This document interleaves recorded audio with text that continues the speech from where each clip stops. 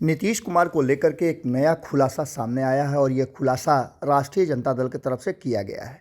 जैसा कि आप लगातार देख रहे होंगे कि बिहार में राजनीतिक उथल पुथल मचा हुआ है और यह उथल पुथल महागठबंधन के भीतर काफ़ी जोर पकड़ता जा रहा है। जहां एक तरफ ये कहा जा रहा है कि नीतीश कुमार के खेमे में यानी जदयू में लगातार टूट हो रही है और नीतीश कुमार की नीतियां ध्वस्त होती जा रही हैं, वहीं नीतीश कुमार किसी न किसी तरह से फुसला बहला करके तेजस्वी यादव को अपने साथ रखना चाहते हैं, जिससे कि वो 2024 और 25 में सत्ता में बने रहें। इसके बाद नीतीश कुमार ने खुद ही घोषणा कर दिया था कि 2025 में वो महागठबंधन के नेता के रूप में तेजस्वी यादव को आगे करेंगे। इसके अलावा लगातार नीतीश कुमार तेजस्वी यादव जब एक साथ रहते हैं तो अक्सर आपने देखा होगा कि तेजस्वी यादव की तरफ हाथ उठा करके, हाथ बढ़ा करके, और नीतीश कुमार बार बार कहते हैं कि हमारे बाद अब इन्हीं लोगों को देखना है। लेकिन इस बात में नीतीश कुमार का एक बड़ा कैच छुपा हुआ है, बड़ा पेंच है।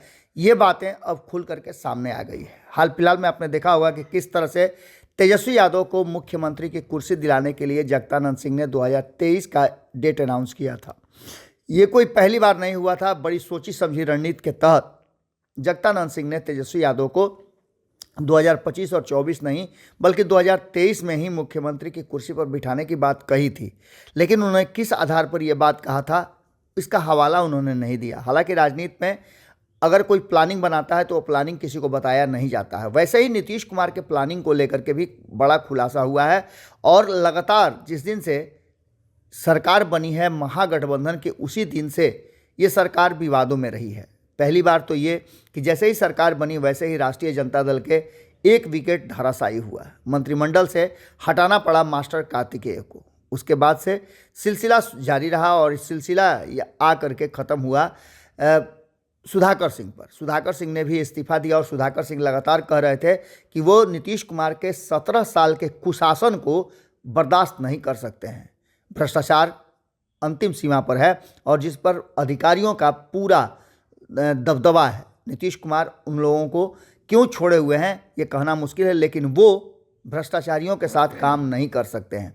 इन सारी बातों को लेकर के अब सुधाकर सिंह चूंकि मंत्रिमंडल में नहीं है और नीतीश कुमार को लगातार वो टारगेट कर रहे हैं। यहाँ तक कि नीतीश कुमार के लिए उन्होंने जिस शब्दों का उपयोग किया उसे लेकर के उन पर हमला भी हो रहा है। जहाँ एक तरफ उनके हमले में क्या शिकार जो है नीतीश कुमार बने, नीतीश कुमार पर उन्होंने लगातार हमला किया। वहीं आपको बता दें कि सुधाकर सिंह के बयान के बाद लगातार कई तरफ से उनको घेरने की कोशिश शुरू हो गई। एक तरफ जहां सुधाकर सिंह को लेकर के उपेंद्र कुशवाहा ने कहा कि बाकी लोग क्या कहते हैं मुझे नहीं पता है, लेकिन मेरा डीएनए और नीतीश कुमार जी का डीएनए एक है, इसलिए मैं सुधाकर सिंह के बातों को बर्दाश्त नहीं कर सकता और ऐसी स्थिति में राष्ट्रीय जनता दल को उन पर एक्शन लेना चाहिए।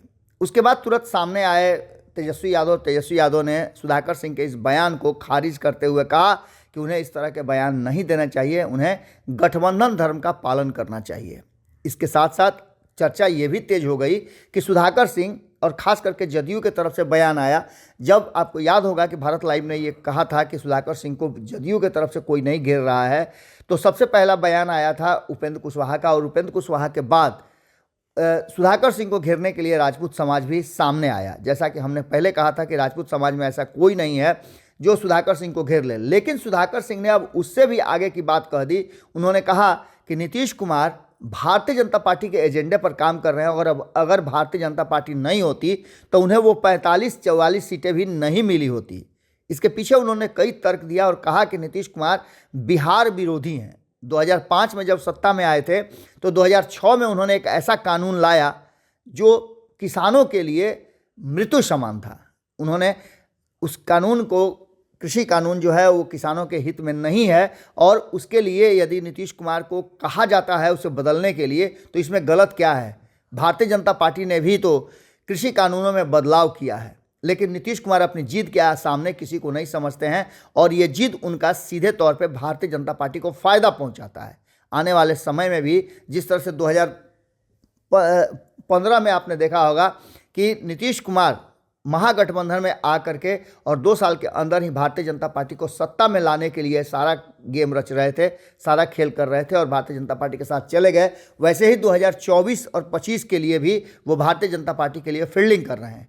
भारतीय जनता पार्टी को सत्ता में लाने के लिए वो जानते हैं कि भारतीय जनता पार्टी इस बार पिछड़ रही है और 2019 की तरह नहीं होगा, बल्कि 2024 में सत्ता परिवर्तन की पूरी तैयारी हो गई है। इसी आधार पर वो चाहते हैं कि इस बार फिर से भारतीय जनता पार्टी को सत्ता में लाए और फिर आने वाले 5 सालों तक राज करें। लेकिन अब ऐसा होने वाला नहीं है।